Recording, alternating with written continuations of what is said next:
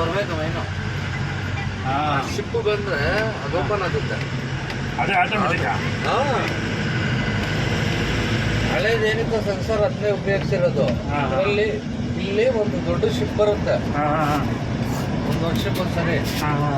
ಅದು ಬಂದಾಗ ಏನಾಗುತ್ತೆ ಅಂದ್ರೆ ಅದೇ ಆಟೋಮೆಟಿಕ್ ಓಪನ್ ಆಗುತ್ತೆ.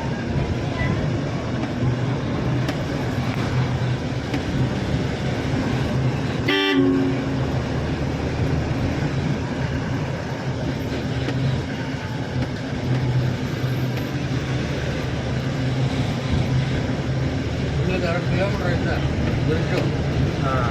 3 ಕಿಲೋಮೀಟರ್ ಐತೆ. ರಾಮೇಶ್ವರಂಗೆ ಇದೇ ದಾರಿ, ಅದೇ ಟ್ರೈನ್ ಮಾರ್ಗ.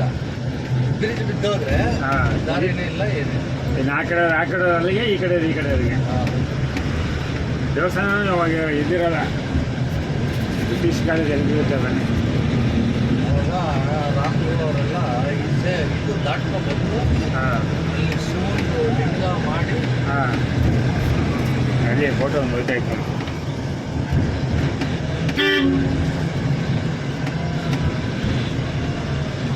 ಅಷ್ಟಾಗಿ ಮಗ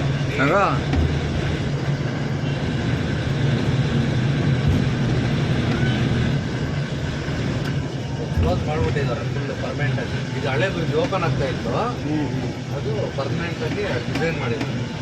ತಗೋದಾಗಿದೆ ಮತ್ತು ಲೈಟ್ ಸೆಟ್ಟಿಂಗ್ ಎಲ್ಲ ಚೆನ್ನಾಗಿ ಮಾಡೋದು.